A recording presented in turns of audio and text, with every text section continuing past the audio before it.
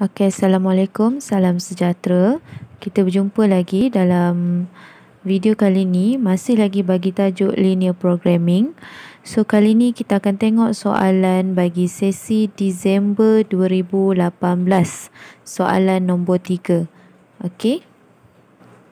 So soalan A diminta kita write the inequality for the following statements. So sama macam dalam soalan sebelum ni, dalam video sebelum ni saya ada bagi tahu kalau soalan minta kita write the inequality, kita kena faham keyword yang dia bagi. Itu yang paling penting lah.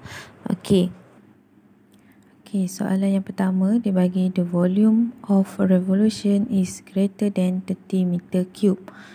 So dia dah bagi volume dia V, and then greater than, simbol dia lebih besar daripada 30 meter cube lah. So bila greater than, dia tak ada sama dengan, dia lebih besar daripada 30.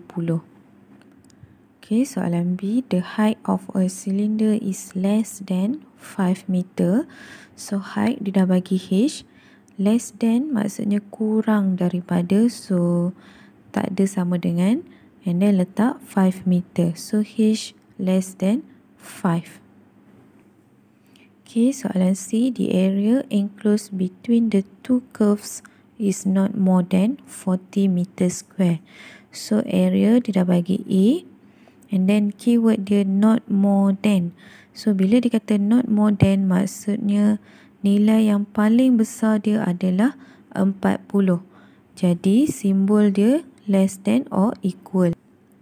Okay, so jawapan dia A, less than or equal to 40. Okay, soalan seterusnya, the number of burger cannot be more than 2 times the number of noodles. So burger B cannot be more than, itu dia punya keyword. So bila dia kata cannot be more than, maksudnya dia tak boleh lebih daripada nilai seterusnya. Kalau sama, masih lagi boleh.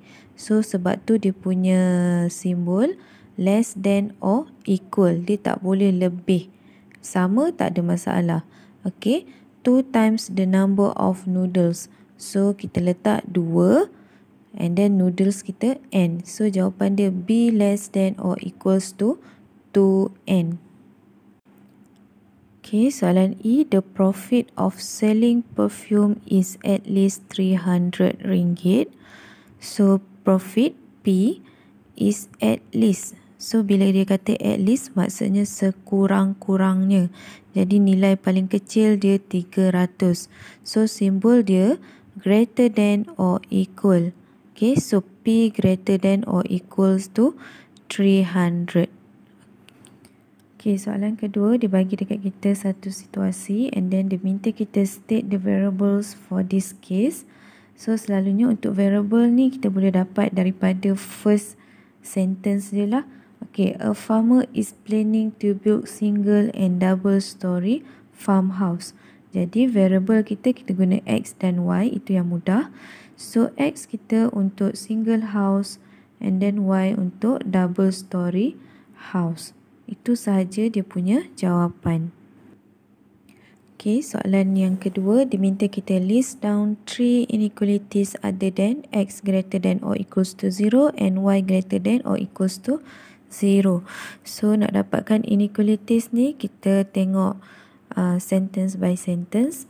So yang pertama, kita ada at most 40 houses could be built in that area.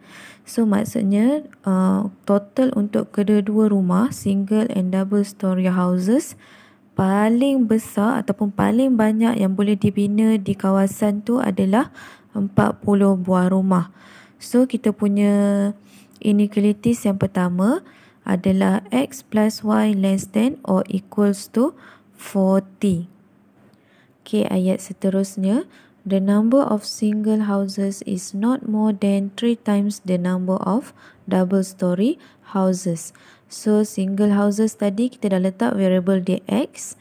Okay, and then keyword dia not more than. So bila not more than, macam soalan tadi saya dah bagi tahu, dia tak boleh lebih, tapi dia masih lagi boleh sama. Okay, 3 times the number of double story house. Okay, so double story tadi Y. So dia kata not more than 3 times. So sebab tu kita letak 3y. Jadi inequality yang kedua, x less than or equals to 3y. Okay, ayat seterusnya, at least 26 single houses need to be built. So dia bagi tahu dekat kita single houses at least. So sekurang-kurangnya. Jadi simbol dia mesti lebih besar atau sama dengan. So single houses tadi notation kita ataupun variable kita adalah x, and then greater than or equals to 26. So itu adalah inequality yang ketiga. Okay, untuk soalan B ni ada sedikit pembetulan ya pada bahagian scale yang dibagi 2 cm to 2 units. So sebenarnya pembetulan dia awak kena lukis dengan menggunakan scale 2 cm to 10 units. So untuk soalan ni saya rasa saya akan tunjuk laju je sebab dia punya cara lebih kurang sama je macam soalan sebelum ni. Okey, awak boleh tengoklah cara nak dapatkan dia punya jawapan.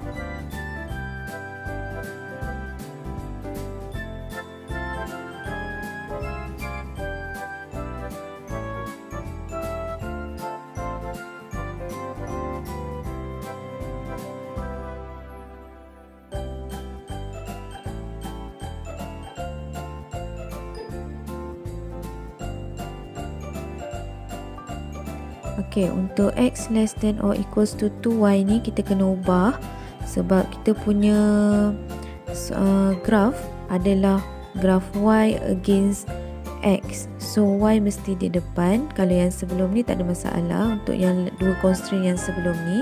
So bila tukar dia akan jadi 2y greater than or equals to x. So dia punya shaded region akan pergi ke atas graph lah.